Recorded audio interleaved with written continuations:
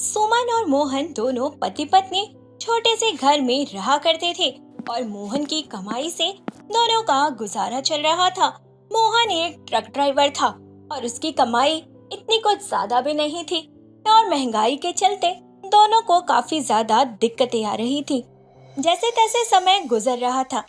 एक दिन जब सुमन रसोई में खाना बनाने जा रही होती है तो वह देखती है कि दाल पूरे तरीके से खत्म हो चुकी है। तभी सुमन बोलती है, यहाँ तो दाल ही नहीं है। अब अगर मैंने मोहन जी को बताया कि घर में दाल खत्म हो गई है तो और परेशान हो जाएंगे कि घर की जरूरत की चीजें भी मैं पूरी नहीं कर पा रही। लेकिन बताया नहीं तो उन्हें पता चल जाएगा कि खाने में दाल क्यों नहीं बन रही। हे भगवान, अब मैं क्या करूं?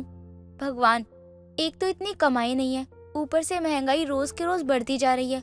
हमेशा कोई ना कोई मुसीबत हमारी सर पर खड़ी रहती है। कुछ तो करो भगवान, इस मुसीबत से हमें निकालो या फिर महंगाई से छुटकारा दिलवा दो। सुमन हर कदम पर अपने पति का साथ देती थी और कभी उसे नीचा नहीं दिखाने देती थी और कभी भी उसे कोई दिक्कत होती तो सुमन आगे बढ़कर उस दिक्कत का सामना करती। यह सब देखकर मोहन को काफी ज्यादा अच्छा लगता है। कुछ दिनों बाद जब मोहन घर आता है तो सुमन खाना बनाती है और मोहन को देती है, लेकिन मोहन काफी ज्यादा परेशान होता है। तभी सुमन बोलती है, क्या हुआ जी? आपको ज्यादा ही परेशान लग रहे हो। कुछ बात हुई है क्या? क्या काम ठीक से नहीं चल रहा? देखिए, अगर काम ठीक नहीं चल रहा तो आपको परेशान होने की कोई जरूरत नहीं है। मैं मानती हूँ हमें दिक्कत है, हमें गरीबी में दिक्कत हो रही है। इसका मतलब ये तो नहीं है ना कि आप टेंशन लेकर घूमोगे। आप अगर चिंता में रहोगे ना तो मैं घर पर खुश नहीं रहूंगी। इसलिए आप अपनी सारी चिंता को छोड़ दीजिए और बताइए मुझे कि क्या हुआ। अब क्यों इतना परेशान हो आप? कोई रास्ता तो निकल ही जाएगा ना। चलिए बताइए मुझे।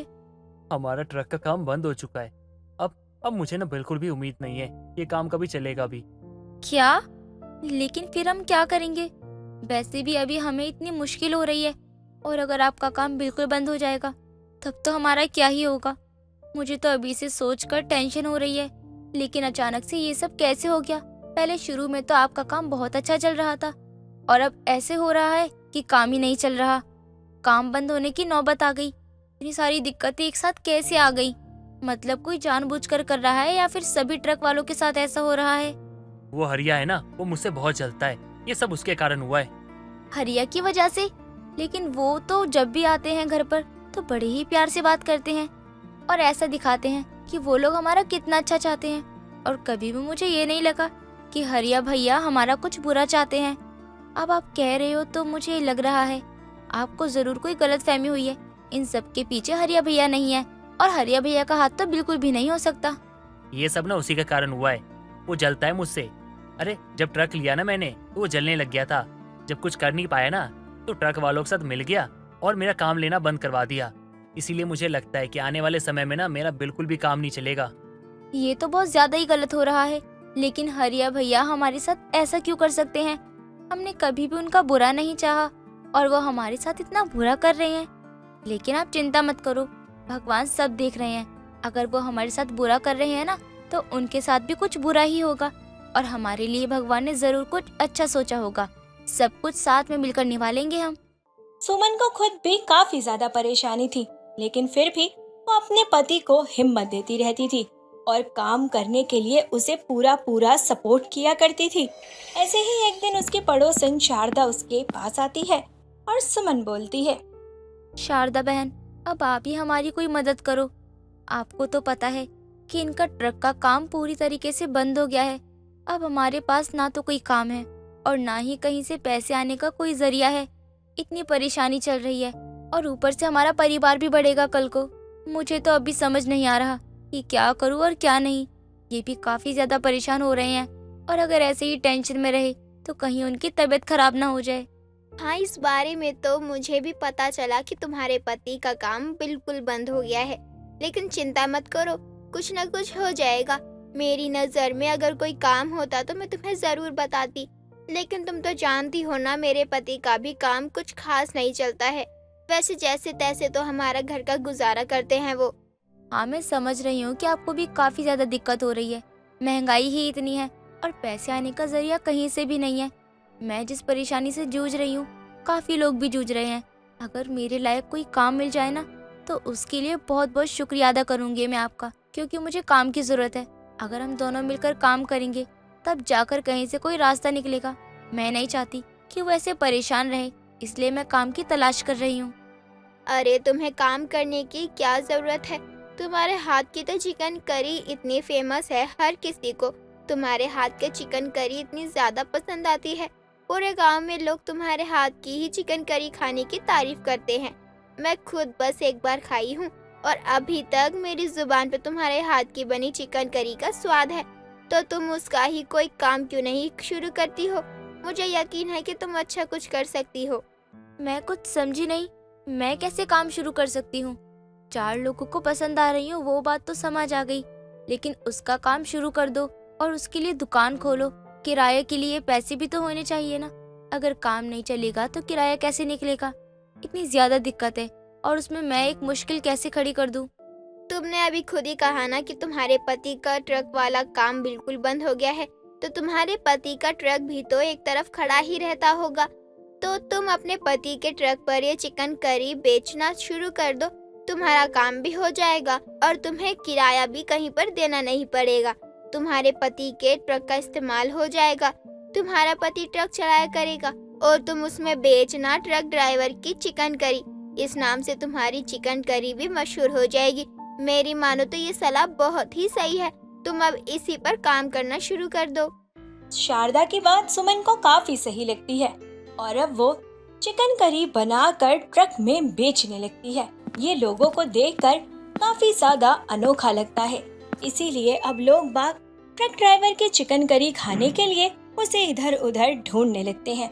कुछ दिनों में ही ट्रक ड्राइवर की चिकन करी बहुत ज्यादा फेमस हो जाती है। ये सब देखकर सुमन बहुत खुश होती है और अपने पति से बोलती है, देखा, मैंने कहा था ना आपसे कि भगवान हमारी मदद जरूर करेंगे। और देखा आपने, एक ट्रक ड्राइवर की चिकन करी पूरे गांव में इतनी मशहूर हो गई है कि हर कोई हमारी चिकन करी की इतनी तारीफ करता है, हमारे चिकन करी का आने का इंतजार करता रहता है और यहाँ तक कि समय को भी याद रख रखा है कि कब ट्रक ड्राइवर अपनी चिकन करी लेकर आएगा। मुझे तो ये देखकर बहुत खुशी हो रही है कि हम कहाँ थे पहले और अब हम कहाँ आ गए हैं। हाँ, तुम बिल्कुल सही कह रही हो, लेकिन ये सब तुम्हारे कारण हुआ है। दोनों पति पत्नी अब खूब मेहनत करके अपना काम आगे बढ़ा रहे थे। सब कुछ बहुत अच्छा चल रहा था।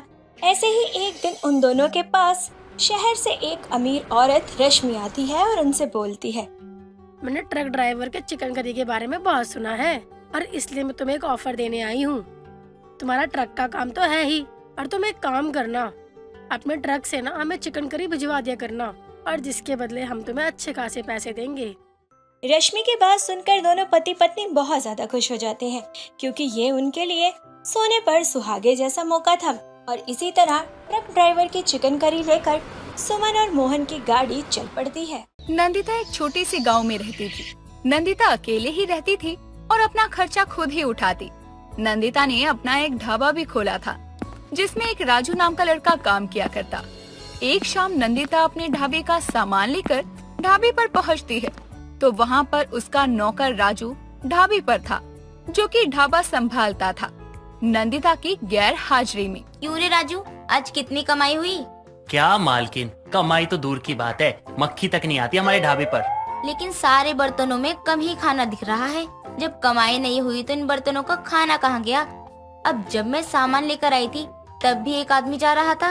अरे मालकिन, वो तो रास्ता पूछ रहा था, वरना तो यहाँ कोई नहीं आता है। और ये खाना, ये तो मैंने इतना ही बनाया था, और अगर ग्राहक आते तो और बनाता, आए नहीं तो कहाँ से बनाऊं?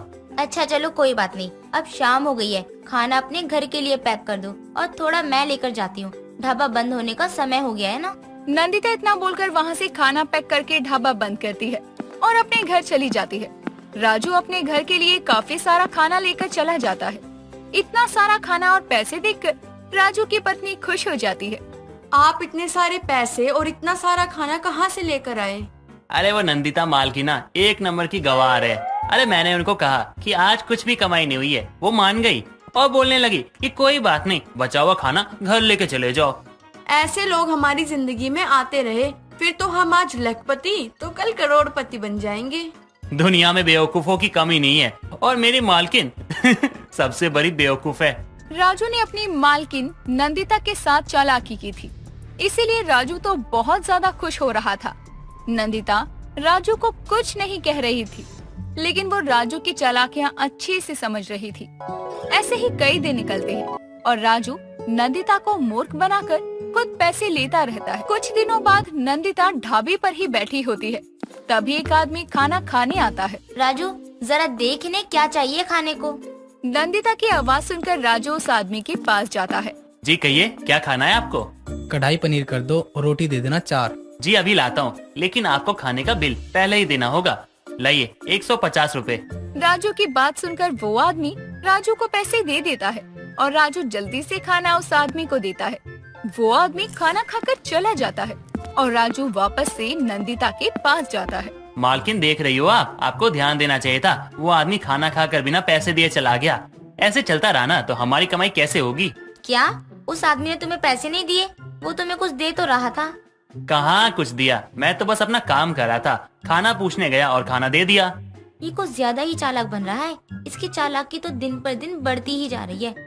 अब तक मैंने कुछ नहीं किया था, लेकिन अब इसको सबक जरूर सिखाऊंगी। नंदिता अब राजू की चालाकियों से परेशान हो गई थी। कुछ दिनों बाद जब राजू ने अपनी चालाकियों से काफी पैसे जमा कर लिए थे, वो कई दिनों तक ढाबे पर नहीं जाता। जब नंदिता उसे बार बार बुलाती है तो एक दिन राजू ढाबे पर जाता है। क्यों रे राजू, तू इतने दिनों से काम पर क्यों नहीं आ रहा था? मालकिन वो अब क्या है ना कि मैं ये ढाबे पे काम नहीं कर सकता। मैं बहुत थक चुका हूँ, इसलिए ना अब मैं और यहाँ नहीं रहने वाला और मैं रहना भी नहीं चाहता। अगर आप मेरी पगार बढ़ा दोगी तो मैं सोचूंगा कि यहाँ पे मुझे आना है या नहीं आना है। राजू तेरे भाव कुछ ज्यादा नहीं बढ़ते जा रहे हैं, तुझे पता तो है सब। वो सब मैं नहीं जानता। अगर आप ज्यादा पगार दे सकती हो तो कोई बात नहीं है, मैं यहीं पे रहूंगा, काम करूंगा। वरना मेरा हिसाब कर दो, मुझे जाना है। अच्छा ठीक है, कुछ 10 दिन का समय दे, फिर मैं तेरी पगार बढ़ा दूंगी। ठीक है, आप इतना कह ही रही हो तो मैं मान लेता हूँ। नंदिता अब तक शांत थी और राजू नंदिता को बेवकूफ समझकर उसका फायदा उठाए जा रहा था। लेकिन जब पानी सर के ऊपर चला जाता है और 10 दिनों के बाद नंदिता कई दिनों तक ढाबा ही नहीं खोलती, तो कई दिनों बाद जब नंदिता ढाबा खोलती है तो राजू को वापस बुलाती है। क्या बात है मालकिन, आपने इतने दिनों से ढाबा नहीं खोला और मेरी पगार बढ़ानी थी आपको, ये सोच सोच के आपने ढाबा ही बंद कर दिया। वो क्या है ना, हमारे ढाबे का खाना एक बड़े आदमी को बहुत अच्छा लगता है, तो उन्होंने मुझसे मिलने के लिए मुझे शहर बुलाया था, तो मैं वहीं उनसे मिलने गई थी। अच्छा, वही ना जो मैं बनाता हूँ। लेकिन वो आए कब? मैंने तो किसी को नहीं देखा। हाँ, तुम्हारे हाथों का खाना। जब उस दिन ढाबा बंद करने जा रही थी तो एक बड़ी सी गाड़ी में एक बहुत बड़ा आदमी आया था और वो रास्ता भटक गया था। खाने को कुछ भी नहीं था, तो मैंने उन्हें अपने ढाबे का खाना खिलाया, जो उन्हें बहुत ज्यादा ही पसंद आया था। अच्छा, फिर क्या कहा उन्होंने? वो तो यही कह रहे थे कि उन्हें हमारा खाना बहुत अच्छा लगा, इसीलिए वो शेफ यानी कि तुमसे मिलना चाहते हैं। लेकिन मैंने कह दिया कि अब तो तुम यहाँ काम ही नहीं करना चाहते हो और जा रहे हो। नहीं तो मालकिन, मैंने कब बोला कि मुझे यहाँ काम नहीं करना है? उस दिन हमारी बात हुई थी ना, आपने मेरी पगार बढ़ाने वाली बात बोल दी थी, तो मैं तो मान गया था ना। अब तो मैं यही काम करूँगा ना। छोड़ राजू, इन सब का क्या ही फायदा, ज्यादा ग्राहक आते नहीं है, और ऊपर से तूने बोला था ना कि तेरी पगार बढ़ानी है, तो वो कैसे होगा? इससे अच्छा है कि अब मैं ढाबा ही बंद कर दूं। नहीं मालकिन, आप परेशान क्यों हो रही हो? मैं हूँ ना, मैं सब कुछ संभाल लूंगा। आप ये बताओ ना कि वो आदमी अब तो मिलने आएगा ना? उसने ये कहा था कि 1 महीने तक ये ढाबा हम चलाएं और हमारी कमाई 50,000 तक हुई तो वो हमें अपने बड़े से होटल में महीने की 40,000 पगार देंगे। 40,000 पगार? हाँ, लेकिन मैंने साफ मना कर दिया। हमसे तो ढाबे का खर्चा ही नहीं निकलता, तो हम 50,000 रुपए कैसे निकाल पाएंगे? और ये भी कह दिया कि अब मैं ये ढाबा भी बंद करने वाली हूँ। मालकिन अब देखना, मैं 1 महीने में कैसे 50,000 कमाता हूँ इस ढाबे से। और आप ना ढाबा बंद मत कीजिएगा और उस आदमी से कह देना आप कि 1 महीने बाद आए। आप एक काम कीजिएगा, पूरे महीने का हिसाब किताब एक कॉपी में लिखना। राजू, तुम क्यों फंस रहे हो इन सब में? इस ढाबे से तुम्हारा कुछ नहीं होता है, तुम कुछ और काम देख लो। मालकिन, आपको मुझ पे यकीन नहीं है क्या? राजू वो मालकिन अब कुछ नहीं, उन्होंने आपसे 1 महीने की बात की थी, तो आप बस मुझे 1 महीने की मोहलत दे दें। ठीक है। नंदिता की बात सुनकर राजू अब ढाबे में बहुत अच्छा खाना बनाने लगा और ज्यादा अच्छा खाना बनाने से ग्राहकों को भी खाना पसंद आता। अब राजू 1 रुपए का भी घपला नहीं करता और पूरी ईमानदारी से काम करता। धीरे धीरे 1 महीना कब निकल जाता है पता ही नहीं चलता। और 1 महीना पूरा होने पर जब नंदिता हिसाब करती है तो महीने की कमाई सब काट के 50,000 रुपए से ऊपर थी। ये देखकर नंदिता बहुत खुश होती है और राजू के पास जाती है। राजू, सच में तुमने तो कमाल कर दिया। हमारी इस महीने की कमाई 50,000 से भी ज्यादा हुई है। मैंने कहा था ना मालकिन। अब आप एक काम कीजिए, उस अमीर आदमी को बुलाइए और उसको ये दिखाइए। कौन सा अमीर आदमी? मालकिन, आपने ही तो बोला था ना कि 1 महीने पहले एक अमीर आदमी आया था जिसे मेरे हाथ का खाना अच्छा लगा और उसने 1 महीने में 50,000 कमाने के लिए कहा था। राजू, तुम्हारी चालाकी मेरी चतुराई के आगे ज्यादा देर तक टिक नहीं पाई। क्या मतलब मालकिन? यही कि जो तुम इतने समय से करते आ रहे थे ना ढाबे में घपलेबाजी, वो सब मुझे पता था और तुम अपना काम ढंग से करो, बस इसीलिए मैंने तुम्हें झूठ बोला। क्या? इसका मतलब आपने जो कुछ भी कहा कि वो आदमी आया था, वो सब एक झूठ था? हाँ, सब कुछ झूठ ही था। लेकिन आपको पता कैसे चला कि मैं ढाबे में घपलेबाजी करता हूँ? राजू जी, आप इस ढाबे में काम करते हो और ये ढाबा मेरा है। अब तक तो मैंने कुछ नहीं बोला, इसीलिए नहीं कि तुम मुझे मूर्ख बना रहे हो, बल्कि मैं तुम्हें कुछ कहना नहीं चाहती थी। और देख लो, अब बस मेरी चतुराई से कैसे 1 महीने में इतनी कमाई हो गई। मालकिन, मुझे माफ कर दो, मुझसे गलती हो गई। अब आगे से कभी ऐसा कुछ नहीं करूँगा। नंदिता की चतुराई से राजू का मुंह बंद हो जाता है और अब वो ईमानदारी से काम करने लगता है। सुमन और अंजलि दोनों सगी बहनें थी जिनकी शादी राहुल और अमित नाम के लड़के से हो जाती है। राहुल अपने घर का बड़ा बेटा था जिसकी शादी सुमन से होती है और अमित की शादी अंजलि से। दोनों सगी बहनें देवरानी और जेठानी बन जाती हैं। अंजलि सीधी थी और सुमन थोड़ी चालाक, जिसके चलते जब कोई भी काम पड़ता तो वो बहन बन जाया करती और जब हक की बात होती तो जेठानी और देवरानी। एक दिन सुबह के समय सुजाता अपनी दोनों बहुओं को आवाज लगाती है। हाँ माँ जी, बोलिए। आज घर में बहुत सारे मेहमान आने वाले हैं, दोनों मिलकर कुछ अच्छा बना लेना, मेरी बेइज्जती मत करवाना। अब माँ जी को क्या बताऊँ कि मुझे कुछ बनाना ही नहीं आता है, क्योंकि मैंने कभी रसोई में कदम ही नहीं रखा। जी ठीक है, माँ जी बना लेंगे, बस आप हमें ये बता दीजिए कि बनाना क्या है। क्या हुआ सुमन बहू, तुझे क्यों सांप सूंघ गया? तू भी तो कोई जवाब दे, बना लेगी या नहीं? जी माँ जी, बना लूंगी।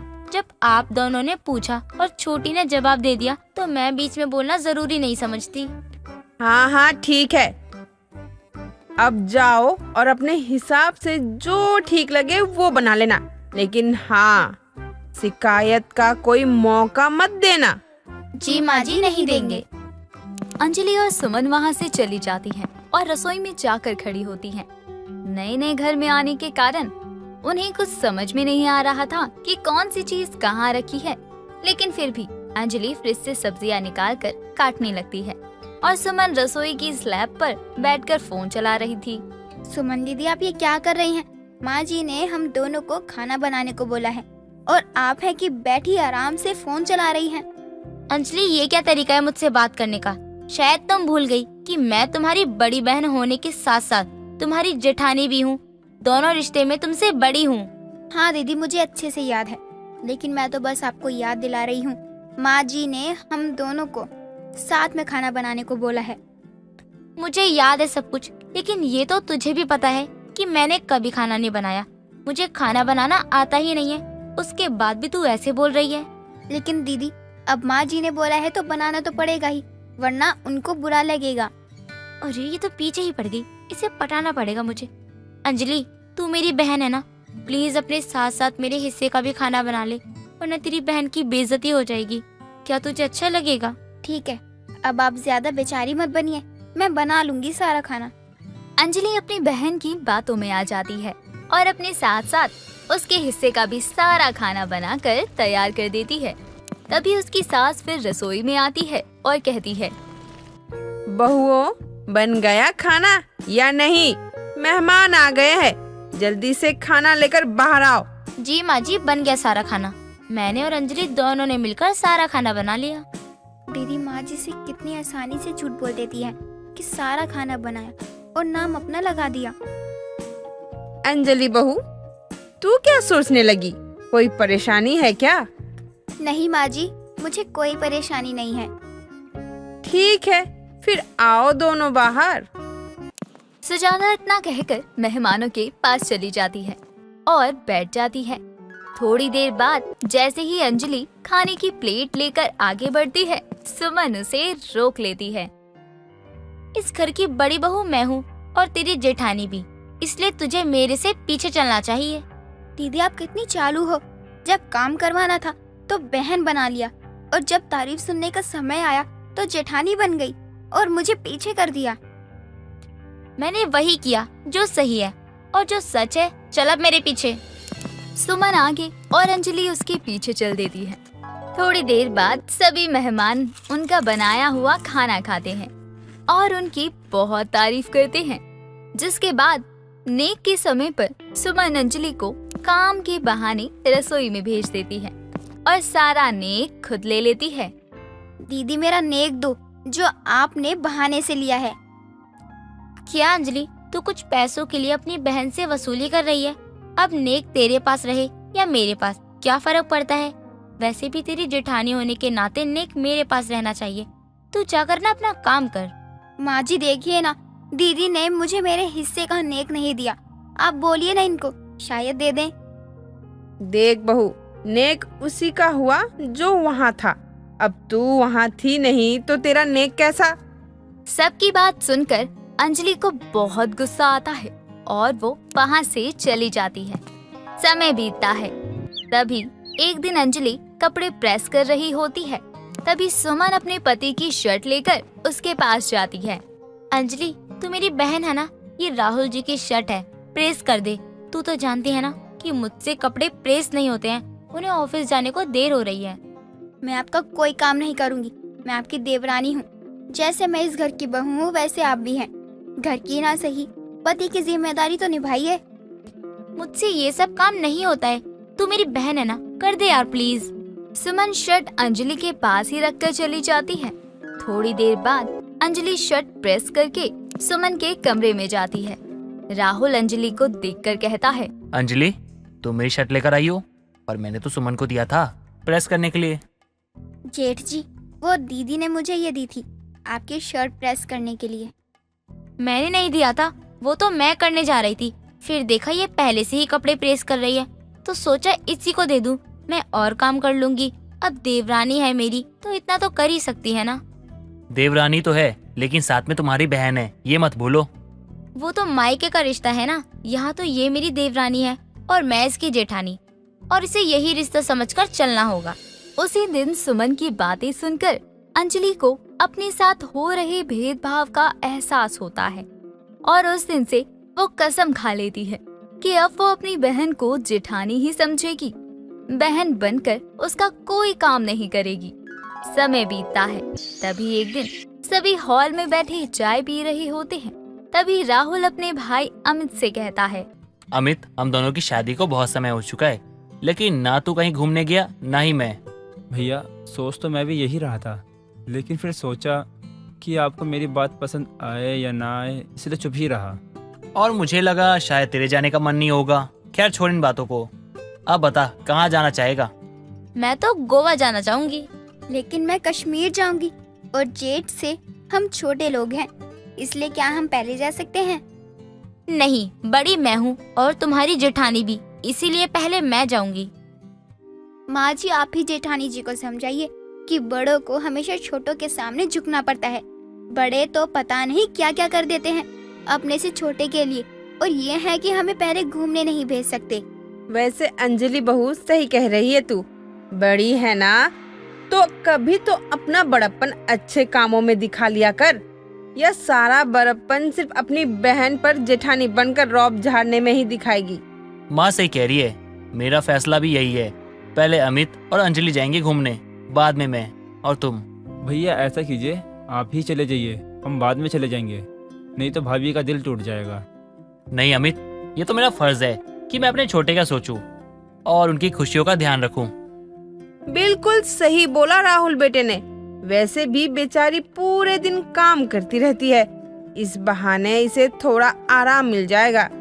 माँ जी, आपने आज तक कभी मेरे आराम के बारे में इतना नहीं सोचा जितना अंजलि के आराम के बारे में सोच रही हो। क्योंकि तू अपने सारे काम पहले ही अंजलि से करवा के आराम कर लेती है। और जब तारीफ करने का समय आता है तो तू खुद आगे हो जाती है। तू क्या सोचती है बहू, मुझे कुछ समझ नहीं आता। लेकिन माँ जी, आपको कैसे पता चला ये सब? मैंने तो आपको कभी नहीं बताया। मैं तो उसी दिन सब समझ गई थी जिस दिन तुम दोनों से खाना बनवाया था, क्योंकि अगर 2 हाथ लगाकर खाना बनाता तो चाहे थोड़ा ही सही लेकिन स्वाद अलग अलग होता। लेकिन उस दिन सारे खाने का स्वाद एक ही था। इसका मतलब साफ था कि खाना सारा तूने ही बनाया है, क्योंकि जब मैं रसोई में गई थी तब तू ही काम कर रही थी। बुढ़िया तो बहुत चालू निकली, इसकी बात मानने में ही भलाई है। हाँ ठीक है, भेज दो इन दोनों को पहले, मुझे कोई परेशानी नहीं है। सभी लोग अंजलि की बात मान लेते हैं और उसे उसके पति के साथ बाहर घुमाने के लिए भेज देते हैं। इस बार सुमन की चालाकी धरी की धरी रह जाती है और वो जेठानी बनकर घर में ही रह जाती है और अंजलि देवरानी बनकर पहले घूमने जाती है।